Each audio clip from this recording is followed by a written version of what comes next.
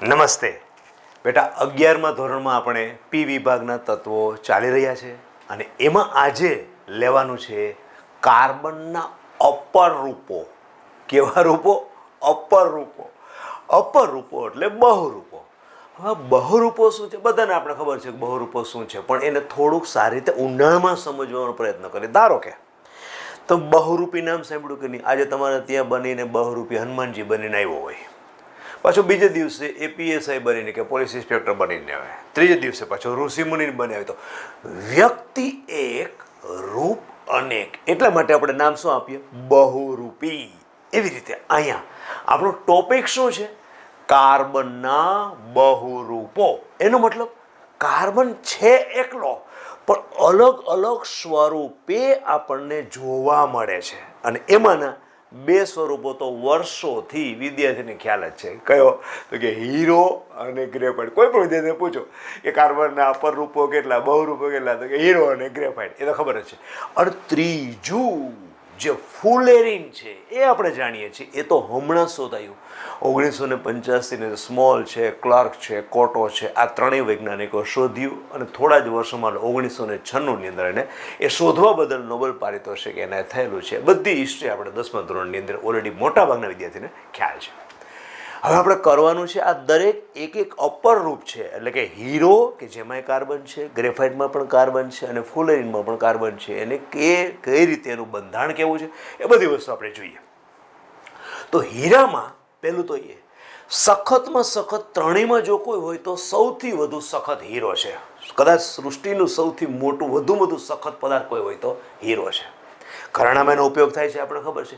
બીબા બનાવવામાં એ ઉપયોગ થાય. એકદમ કાપવાની કોઈ ધારદાર વસ્તુ કાપી હોય તો એના માટે પણ, સખત વસ્તુને કાપવા માટે પણ ઉપયોગ થાય. અપઘર્ષક તરીકે એનો ઉપયોગ થાય. એ બધી વસ્તુ સખત હોય એટલે સીધી વાત છે. ઓકે, હવે આ હીરો છે કે જેમાં કાર્બન પોતે રહેલો છે, તો એ કાર્બનનું સંકરણ શું હોય? પહેલી વસ્તુ તો હીરામાં હું એક્ઝેક્ટ બધું વસ્તુ અહીં હીરાનું લખું છું, એનો ઉપયોગનું બધું લખું અને તમારે સ્ક્રીનશોટ પાડવું હોય તો વાંધો ના આવે. ઓકે, ચાલો પહેલું હીરો લખીએ. હીરો. Okay, hero. તો હીરામાં સંકરણ શું? કાર્બનનું સંકરણ હોય sp3. કાર્બનનું સંકરણ sp3 હોય. અને એની રચના છે, રચના કેવી હોય તો કે સ્ફટિકમય લેટિસ રચના. સ્ફટિકમય લેટિસ રચના હોય. એમાં કાર્બન વચ્ચેનો જે બંધ છે એ લંબાઈ કેટલી હોય? 154 પિકોમીટર. હીરોમાં જેમ લખું છું ને એવું તો બેઠા ગ્રેફાઇટમાં કાર્બનનું સંકરણ કયું? sp3. કાર્બન બંધ લંબાઈ 154 પિકોમીટર. સંકરણ ખ્યાલ આવી ગયો. અને ખૂબ જ પાછો પોતે કેવો છે? કઠિન. અને કઠિન હોવાને કારણે એના ઉપયોગો કેવા હોય? તો ઉપયોગો ક્યાં થાય છે? ઉપયોગ એક તો અપઘર્ષક તરીકે. એના પછી ઘરેણાની અંદર થાય, ઘરેણાની બનાવટમાં થાય. પછી બીજી વસ્તુ એક છે કે લેમ્પ જે હોય છે ને, આપણો લેમ્પ એટલે વીજળીનો ગોળો જે હોય છે ને, એની અંદર ટંગસ્ટનનો પાતળો તાર હોય, એની બનાવટમાં પણ થાય. તો એમ કહી શકાય ટંગસ્ટન તારની બનાવટમાં. એના પછી બીબાઓની બનાવટમાં. આ બધું હીરાના બધા ઉપયોગ કરી ગયા. તો આમ આપણે એક વસ્તુ અહીંયા કમ્પ્લીટ સમજો. પહેલું અપર પૂરું થઈ ગયું, જેમાં આપણે જાણ્યું શું? હીરો સ્ફટિકમય લેટિસ રચના ધરાવે છે. કાર્બનનું સંકરણ sp3 છે, જેમાં કાર્બન વચ્ચેની બંધ લંબાઈ 154 પિકોમીટર હોય. ખૂબ જ એ સખત છે અને સખત હોવાના કારણેનો ઉપયોગ ટંગસ્ટન તાર, જેમણે કીધું ટંગસ્ટન તાર કે જે બલ્બની અંદર ટંગસ્ટન તાર હોય છે ને એની બનાવટમાં, બીબાની બનાવટમાં, ધાર કાઢવા માટે, અપઘર્ષક તરીકે એટલે કે જેની પર ઘર્ષણની અસર નથી થતી આ પદાર્થને અપઘર્ષક કહેવાય, એ બધાની બનાવટમાં થાય. આ આપણું હીરાનું કામ પૂરું થઈ ગયું. ઓકે, હવે લઈએ ગ્રેફાઇટ. બીજું લઈએ ગ્રેફાઇટમાં કાર્બનનું સંકરણ sp2 હોય. જો આની અંદર કેવું છે? sp3 છે, આમાં કેવું છે? sp2. જોજો હવે કાર્બનનો સંકળાણો sp2 હોવાને કારણે એ શું કરે કે 6 કાર્બન ભેગા થઈ અને ષષ્ઠકોણીય રચના કરે. કેટલા સંકરણ કક્ષક કેટલી છે? 3 છે ને, 3 કક્ષક, એક s અને 2 p. તો જો કાર્બનની એક સમતલીય અવસ્થામાં એક કક્ષક sp2 કક્ષક આ, બીજી કક્ષક આ હોય, ત્રીજી કક્ષક આ હોય. એવી રીતે આ કાર્બનની એક કક્ષક આ, બીજી કક્ષક આ, ત્રીજી કક્ષક આ. એ કાર્બનની એક કક્ષક આ, બીજી કક્ષક આ, ત્રીજી કક્ષક આ. આ કાર્બનની પણ 1 2 અને 3, આ કાર્બનની પણ 1 2 અને 3, આ કાર્બનની પણ 1 2 અને 3. ઓકે, ચોથી કક્ષક આ ઉપરના ભાગમાં હોય. આની અને આની બંને ભેગી થઈને બંધ બનાવે તો પહેલો બંધ કયો હોય? સિગ્મા હોય. પાછો આ કેવો હોય? સિગ્મા હોય. આ કયો હોય? સિગ્મા હોય. આ કઈ સિગ્મા હોય. જ્યારે ગ્રેફાઇટમાં કેવું હોય? ચાર કક્ષકો બીજી અન્ય કાર્બન સાથે જોડાયેલા હોય. આની કક્ષક કેવી હોય? એક આમ ઉપર હોય, ઉપર રહેલી કક્ષક એકબીજા સાથે જોડાય. એનો મતલબ કે બંધની પર બંધ બને કેવો બને? પાઈ બંધ બને. ઓકે, એવી રીતે આ બે બની ગઈ ને તો પેલો કાર્બન હોય એ કાર્બન અને આની બની પાઈ બંધ બને. એવી રીતે આ કાર્બન બની ગયો પછી આના બેની પર શું હોય? પાઈ બને. એવી રીતે આખી ષષ્ઠકોણીય રચના થઈ. જો આ આખે આખું આમ જોડી દઈએ, આને આમ બંધ બન્યો, આ આમ બંધ બન્યો, આ આમ બંધ બન્યો, આ આમ બંધ બન્યો, અને અહીંયા પાછો બીજા કાર્બનનો ગોળ એટલે ષષ્ઠકોણ રચાય. અને એની ઉપરના ભાગમાં એક્ઝેક્ટ ષષ્ઠકોણ પાછું રચાય. પરિણામે એની ચોથો ઇલેક્ટ્રોન છે ને એ પાયબંધ જે બનાવે છે ને એ બીજા ષષ્ઠકોણ સાથે અહીંથી આમ ફરે, પાછો એ ષષ્ઠકોણથી પાછો આગળના ષષ્ઠકોણમાં જાય, એ પાછો આગળના. એ રીતે પ્રત્યેક કાર્બનની પાયબંધ બનાવતી કક્ષકો આખા ષષ્ઠકોણથી આગળ જયા રાખે. પરિણામે શું થાય કે અહીંથી તમે વીજળીનો છેડો એક ધન છેડો જોડ્યો અને પેલી બાજુ ઋણ છેડો જોડ્યો ને તો બધા ઇલેક્ટ્રોન પેલી બાજુ જવાનું ચાલુ થાય અને ઋણ છેડામાંથી ઇલેક્ટ્રોન આવવાનું ચાલુ થાય. એને કારણે કે ઋણમાંથી ધન છેડા તરફ ઇલેક્ટ્રોન છે. એનો મતલબ કે વિદ્યુતનું સુવાહક હોય. કોણ? ગ્રેફાઇટ વિદ્યુતનું સુવાહક હોય. આ વસ્તુ એની ખાસિયત છે. જોજો બીજું કે આમાં કાર્બન વચ્ચેની આ જે બંધ લંબાઈ છે, આ લંબાઈ કેટલી હોય તો કે 141.5 141.5 પિકોમીટર હોય. અને અહીંયા એક કાર્બન આ એક ષષ્ઠકોણ છે, આ એક ષષ્ઠકોણ છે ને, બીજું ષષ્ઠકોણ અહીં હોય, ત્રીજું ષષ્ઠકોણ હોય. આ બે ષષ્ઠકોણ વચ્ચેનું અંતર બે વાંડરવાલ્સ આકર્ષણ બળથી જોડાયેલા હોય અને આની વચ્ચેનું અંતર 340 પિકોમીટર હોય. એટલે બે સ્તરો વચ્ચેનું અંતર કેટલું હોય છે? 340 પિકોમીટર. આ ગ્રેફાઇટની રચના થઈ. ફરીથી બેટા, ગ્રેફાઇટમાં કાર્બનનું સંકળ કેવું હોય? sp2 હોય. કાર્બન કોઈ પણ બે પરમાણુ વચ્ચેનું અંતર કેટલું હોય? 141.5 પિકોમીટર હોય. ગ્રેફાઇટની અંદર એક ષષ્ઠકોણ અને બીજા ષષ્ઠકોણ વચ્ચે બે સ્તરો વચ્ચેનું અંતર કેટલું હોય તો કે 340 પિકોમીટર હોય છે. ઓકે, અને આના કરતાં ખૂબ જ નરમ અને કાર્બનના 3 જે અપર રૂપો છે ને સૌથી શુદ્ધ સ્વરૂપ હોય ને તો ગ્રેફાઇટ. ઓકે, આમ ગ્રેફાઇટની અંદર તમે જાણ્યો શું તો કે બે સ્તરો વચ્ચેનું અંતર 340 પિકોમીટર છે. કાર્બન ષષ્ઠકોણની જે રચના બનાવે છે એની અંદર કાર્બન વચ્ચેની બંધ લંબાઈ 141.5 હોય છે. પેલામાં કાર્બન sp3 સંકળાણોમાં કેટલું હતું? 154. આમાં કેટલું છે? 141.5 છે. અને એટલું બધું નરમ હોય કે તમે પ્રેસ કરો ને, અહીંથી પ્રેસ કરો એટલે આ સ્તર ખસી જાય, પાછું આ સ્તરે ખસી જાય. એટલા માટે તો ગ્રેફાઇટનો શુષ્ક ઊંજણ તરીકે ઉપયોગ થાય. કેવા ઊંજણ તરીકે? શુષ્ક ઊંજણ. હવે એ શું છે? યંત્રો ફરતા હોય ને બેટા, યંત્રો તેમાં એકદમ ઘર્ષણને કારણે તાપમાન ખૂબ જ વધે તો એમાં ઓઇલિંગ કરવામાં આવે. જનરલી ઓઇલ નાખવામાં આવે. ઘર્ષણ ઓછું થાય એટલે શું કરે? ઓઇલ નાખે. પણ ઊંચું તાપમાન ખૂબ જ ઉત્પન્ન થતું હોય તો ઘણીવાર ઓઇલ છે ધુમાડા કાઢવા માંડે, સળગવા માંડે. એટલે એવા સમયે જે ખૂબ જ ઘર્ષણ વધારે થતું હોય ને ત્યાં ઓઇલનો ઉપયોગ ન કરી શકાતો હોય ત્યાં આવી રીતે ગ્રેફાઇટનો ઊંજણ તરીકે ઉપયોગ કરવામાં આવે. એટલે ગ્રેફાઇટનો શુષ્ક ઊંજણ તરીકે ઉપયોગ થાય છે. આ થઈ ગયું આપણું ગ્રેફાઇટનું કામ. તો ગ્રેફાઇટની અંદર શું થયું? ગ્રેફાઇટમાં આમાં બેમાં કાર્બનનું સંકળન શું? હીરામાં કાર્બનનું સંકળન કેવું? sp3. ગ્રેફાઇટમાં કેવું? sp2.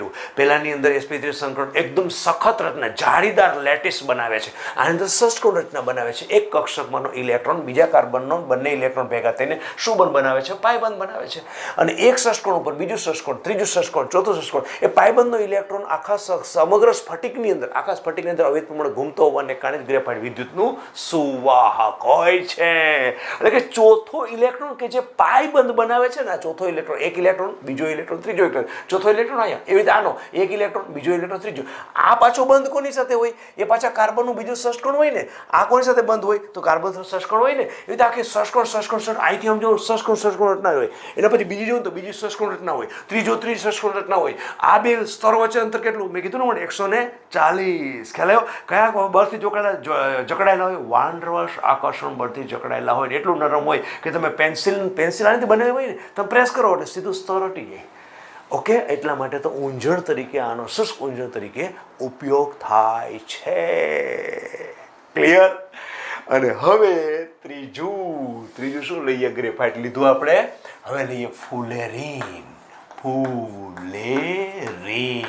અચ્છા, હવે મેં તમને સ્ટાર્ટિંગમાં જ આજે કીધું કે આની સૌપ્રથમ શોધ 1995ની અંદર 1985ની અંદર સૌપ્રથમ સ્મોલ છે, ક્લાર્ક છે અને કોટો, આ ત્રણેય વૈજ્ઞાનિકો શોધ કર્યા પછી 1996ની અંદર એને નોબેલ પારિતોષિક એનાયત કરવામાં આવેલું છે. આ બનાવાય કઈ રીતે?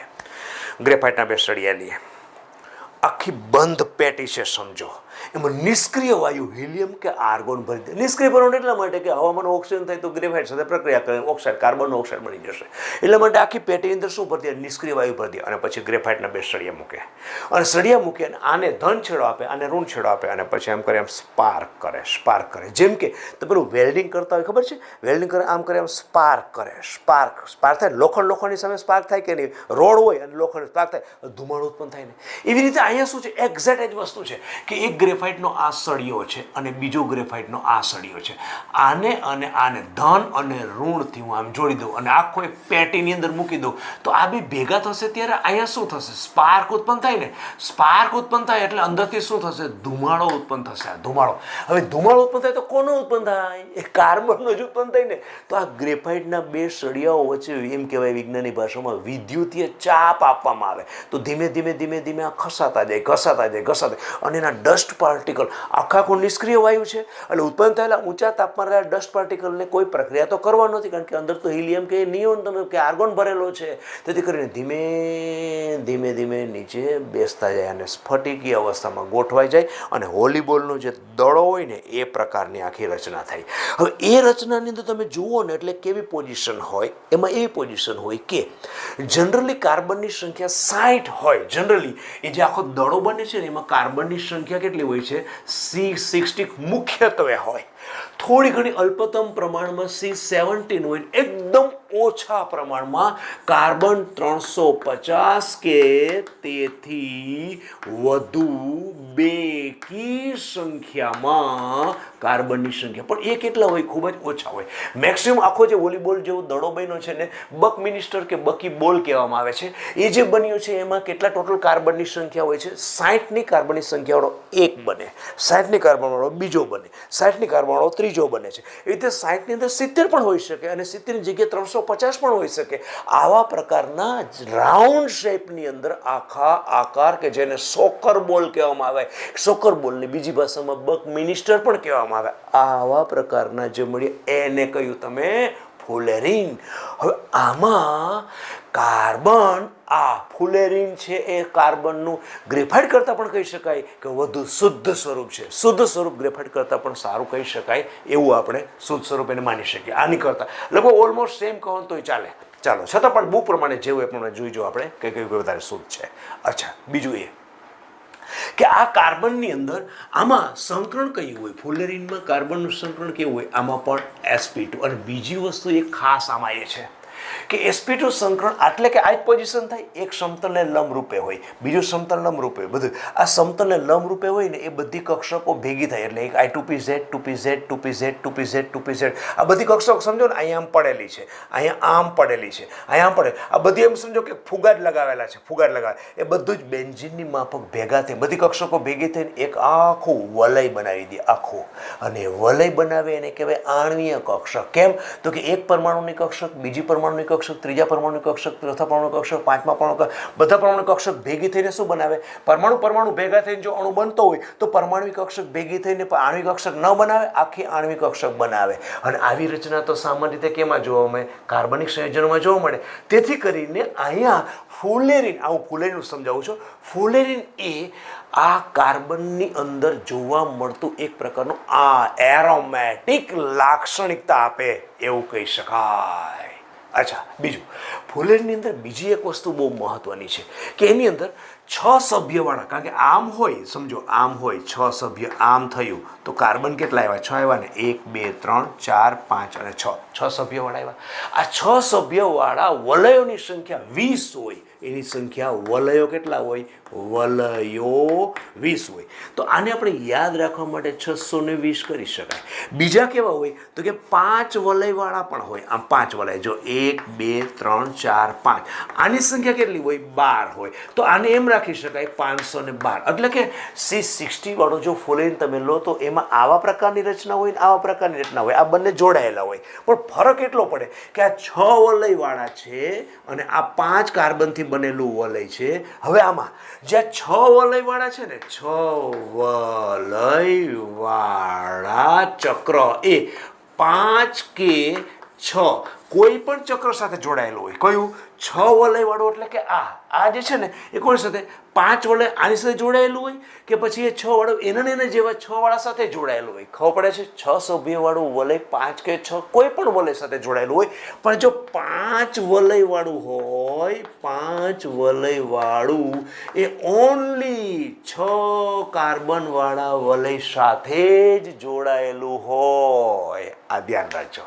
ઓકે, એટલે આ તમને પ્રશ્ન પૂછી શકે છે બેટા, બીજું કંઈ નહીં. અચ્છા, બીજું કે ફુલેરીનમાં હવે મેં તમને કીધું ને, આ ભેગા થઈને આખો વલય બનાવે એટલે કે ત્યાં પર્ટિક્યુલર વારંવાર દ્વિબંધ બનતો હોય. તો ફુલેરીનમાં એક બંધે જોવા મળે અને દ્વિબંધે જોવા મળે. એક બંધની લંબાઈ 143, કાર્બન કાર્બન એક બંધની લંબાઈ 143.5 પિકોમીટર હોય, કારણ કે એક બંધ છે.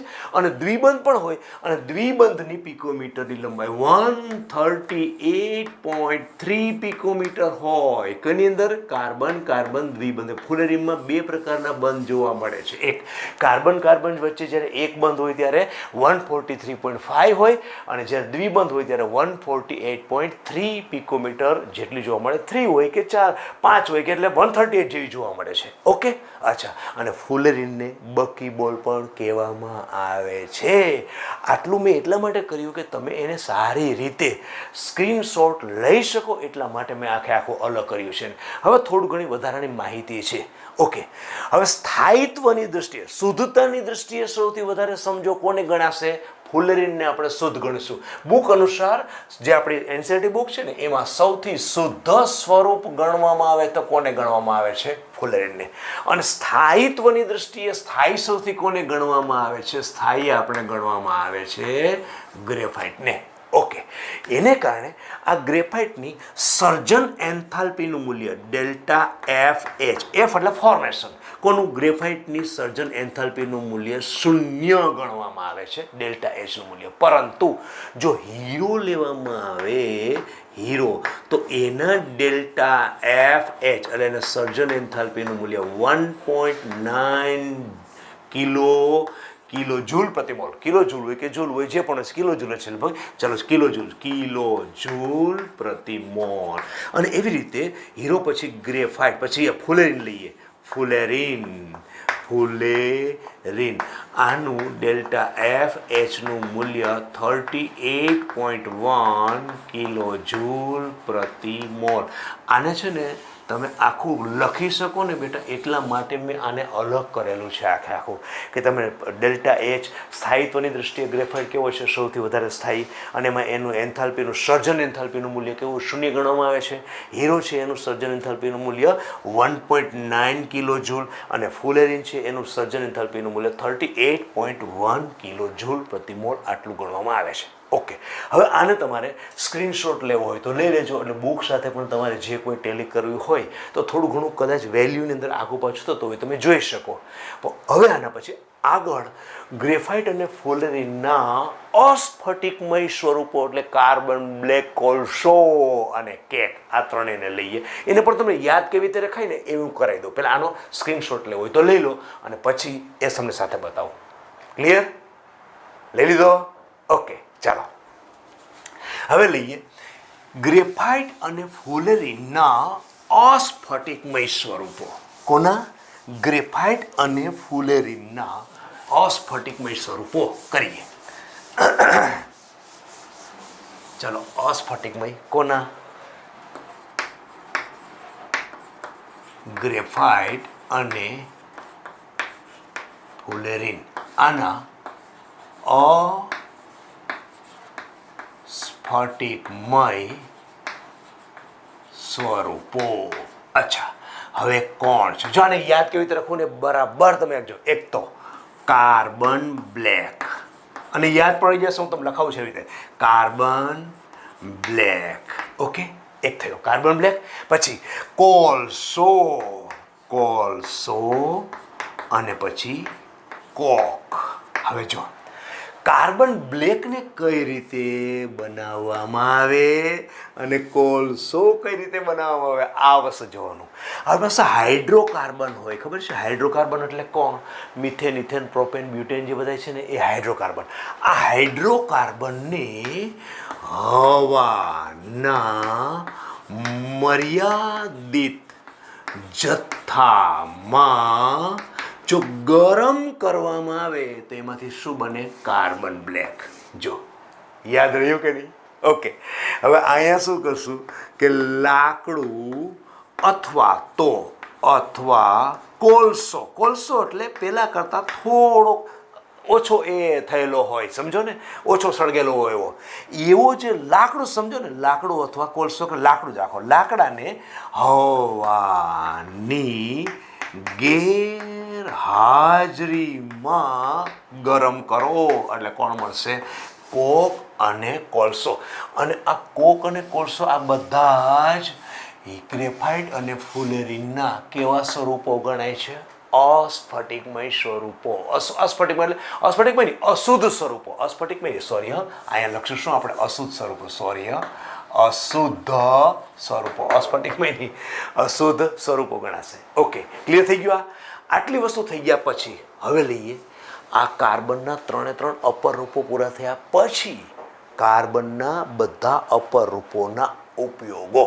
હવે ઉપયોગ એક પછી એક ઉપયોગ લઈએ. ચલો, ઓકે, પહેલું તો એ કે જો ગ્રેફાઇટ રેસાઓ છે એને થોડા ઘણા પ્લાસ્ટિકીય પદાર્થો હોય ને, પ્લાસ્ટિકના જે પદાર્થો છે ને એમાં આપણે ગ્રેફાઇટને મૂકીએ. ગ્રેફાઇટના રેસાઓ, ગ્રેફાઇટ રેસાઓ છે એને શેમાં નાખવાના છે? પ્લાસ્ટિક પદાર્થો આની સાથે મિશ્ર કરી અને થોડું ગરમ કરવામાં આવે. તેથી કરીને જે બને છે ને ઊંચી પ્રબળતા ધરાવતા સંયુક્ત કોઈ પદાર્થો બે વચ્ચે સંયુક્ત થાય, એનો મતલબ કે પદાર્થનું નામ શું આપશો? સંયુક્ત પદાર્થો. પણ એ પદાર્થના ગુણ કેવા હોય છે? ખૂબ જ ઊંચી પ્રબળતા. આ પ્રબળતા, ઊંચી પ્રબળતા એટલે શું? હવે એના ઉપયોગથી ખ્યાલ આવી જશે. એનો ઉપયોગ ક્યાં થાય? જો એનો ઉપયોગ ક્યાં થાય છે? ઉપયોગ છે ને એક તો વિમાનની બનાવટ, એમાં તમને નહીં ખ્યાલ આવે, પરંતુ એમ કહું રેકેટની બનાવટ. રેકેટની બનાવટ એટલે ખબર પડે? રેકેટ તમે રમતા હોય તો ઓલા રેસાઓ જે હોય છે ને એ રેકેટની બનાવટ. એના પછી હોળીની બનાવટ, હોળીમાં. એના પછી આપણે માછલી પકડો, જે માછલી પકડવાનો દાંડો હોય છે, ખબર છે? માછલી પકડતા આમ એ પેલો નીચે લગાવેલો આ દાંડો હોય છે, એ છે માછલી પકડવાના દંડાની બનાવટમાં. આ મેં કર્યો કોનો? ગ્રેફાઇટનો ઉપયોગ કર્યો. ઉપરાંત ગ્રેફાઇટનો બીજો ઉપયોગ કયો છે? ગ્રેફાઇટનો ઉપયોગ ખાસ બીજું છે કે વિદ્યુત વિભાજન કોષની અંદર આ મિક્સ કર્યું મેં. હવે એકલાનો કહું છું, ગ્રેફાઇટ એકલાનો વિદ્યુત વિભાજન કોષમાં. એના પછી બેટરીમાં ધ્રુવો જે છે એ. એના પછી ખાસ એનો ઉપયોગ છે ક્રુસિબલની બનાવટમાં. ક્રુસિબલ, ગ્રેફાઇટથી બનેલી ક્રુસિબલ છે ને એમાં મંદ આલ્કલી કે મંદ એસિડ નાખો તો જનરલી એની પર અસર ન થાય. તો આ બધો મેં ઉપયોગ કોનો કર્યો? ગ્રેફાઇટનો કર્યો. ક્લિયર? એના પછી બીજું હવે કાર્બન બ્લેકનો ઉપયોગ કરીએ. કાર્બન બ્લેક સમજો. હવે બ્લેક તમારી સામે હોય તો યોગ્ય દ્રાવકની અંદર ઉમેરો તો તમારી એક પ્રકારની શાહી થઈ જાય, કહેવાય કે નહીં? એનો કે કાળી શાહીની બનાવટમાં, વર્ણક તરીકે, ટાયરની બનાવટમાં આ ઉપયોગ શું ન થયો? શુદ્ધ અશુદ્ધ સ્વરૂપ જતું ને કાર્બન બ્લેક, કાર્બન બ્લેક જે આપણે કીધું ને બનાવ્યું હતું ને કાર્બન બ્લેક, એ કાર્બન બ્લેકનો ઉપયોગ. કાર્બનના બધા ઉપયોગો છે ટૂંકમાં. એના પછી કોકનો ઉપયોગ બળતણ તરીકે થાય. પછી ધાતુ કર્મ વિધિની અંદર રિડક્શન કરતા તરીકે પણ એનો ઉપયોગ થાય. અને હીરો એ તો આપણને ખબર છે કે ઘરેણાંની બનાવટમાં એનો ઉપયોગ થાય છે. ઓકે, તો અહીંયા મેં વસ્તુ મેઇન ખાસ કોની લખી કે મેઇન ગ્રેફાઇટનો આ ઉપયોગ કે પ્લાસ્ટિક પદાર્થો એમાં ગ્રેફાઇટ રેસાઓ ગરમ કરો તો ઊંચી પ્રબળતા ધરાવતા સંયુક્ત રેસાઓ, જે સંયુક્ત રેસાનો ઉપયોગ ક્યાં થાય તો કે સંયુક્ત રેસાનો ઉપયોગ કૃષિબળની બનાવટમાં થાય. ઓકે, માટલી પકડવાની જાળીમાં સંયુક્ત રેસાની આ માટલી પકડવાની જાળી વિમાનની બનાવટમાં, રેકેટની બનાવટમાં, હોડીની બનાવટમાં માછલી પકડવાની જાળી છે. એના પછી કોલસો છે, ખાસ એનો કોલસાનો ઉપયોગ અધિશોષક તરીકે ઝેરી વાયુ 12મા ધોરણમાં આવશે. અધિશોષક તરીકે ઝેરી વાયુના શોષણ માટે, વાસ દૂર કરવા માટે. આ પછી ફ્રીજની અંદર તમે કોલસો મૂકો છો, શા માટે મૂકો છો? એટલા માટે મૂકો છો ફ્રીજ ખોલો ત્યારે અન્ય જે ફ્રૂટ્સ કાન કોઈ હોય ને તમે વાસ ના આવે એના માટે તમે કોલસો મૂકો છો. તો આમ અધિશોષક તરીકે વાસ દૂર કરવા માટે, રંગ દૂર કરવા માટે કોલસાનો ઉપયોગ થાય. ઓકે, પછી ગ્રેફાઇટનો બીજો ઉપયોગ કયો તો કે વિદ્યુત વિભાજન કોષમાં, બેટરીમાં, કૃષિબળની બનાવટમાં. એના પછી આપણે શું કર્યું તો કે કાર્બન બ્લેક. કાર્બન બ્લેકનો યોગ્યમાં દ્રાવકમાં નાખીને તમે બનાવ્યું શું તો કે શાહી બનાવી. પછી વર્ણક તરીકે, પછી ટાયરની બનાવટમાં. એના પછી કોક છે, કોકનો બળતણ તરીકે. અને ધાતુનું જે શુદ્ધિકરણ કરવાનું હોય તો શુદ્ધિકરણ કરવામાં હોય તો કોકનો ઉપયોગ રિડક્શન કરતા તરીકે થાય. અને લાસ્ટ હીરો, તેનો ઉપયોગ ક્યાં થાય? ઘરેણામાં. ઓકે, ચાલો, તો મોસ્ટ ઓફ આ ટોપિક બહુ ઇઝી હતું અને તમને બધું ખ્યાલ પણ હશે. એનું કારણ છે કારણ કે બધી જ વસ્તુ તમે 10thમાં જનરલી ભણીને આવ્યા છો, પરંતુ છતાં પણ મેં ટ્રાય કરી એવી કે તમને બહુ ઇઝી વેથી યાદ રહીએ ને એટલા માટે થોડું ઘણું ચાર્ટ રૂપે રજૂ કર્યું. બહુ હાર્ડ ટોપિક અહીં આજનું હતું નહીં. એટલે અહીંયા આપણે આ લેક્ચર સ્ટોપ કરીએ અને ફરીથી બહુ શોર્ટ ટાઈમમાં પાછા મળીશું વધુ આવતા અંકે. નમસ્તે.